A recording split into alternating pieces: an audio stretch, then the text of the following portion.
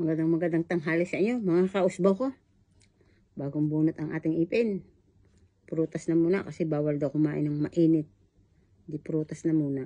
Hindi naman na tayo kakain ng mga gulay natin kasi hindi naman tayo nakain ng kanin. Gulay na lang muna o prutas na lang muna. Kain kayo. Itong variety nito, napakatami. Pero pag hilaw pa po siya, yung hindi pa ipuputi o iaan ang Diyos ko, pagkakaasim.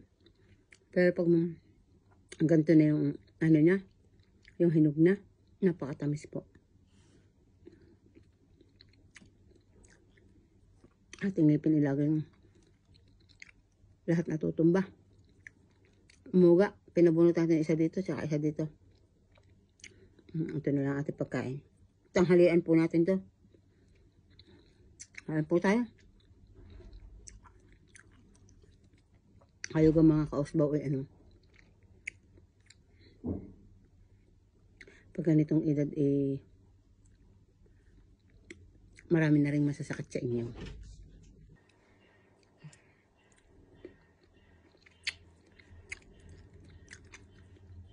Itong ubas ay hinugasan ko na kaya may sapin isang tissue. Hinugasan ko na. Itong saging. Itong saging. Napakaganda nito sa katawan. Kaya yung hindi mga mahilig kumain na saging, kumain na po kayo ng kumain. Banana.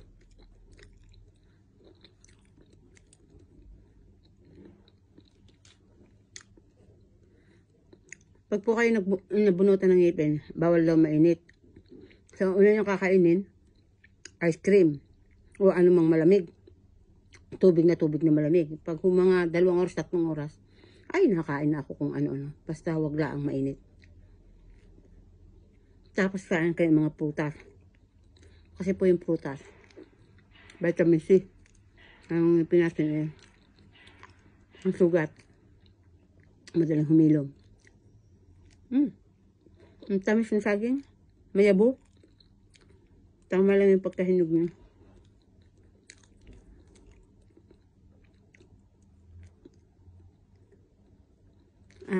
Ubas lang at saging ay busog na.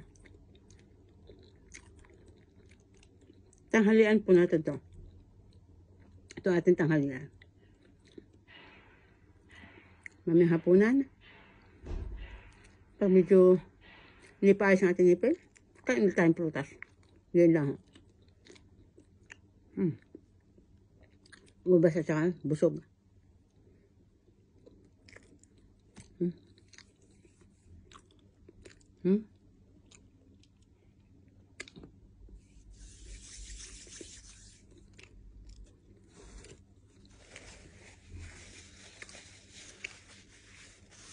Busog na tayo. Ayos na yan.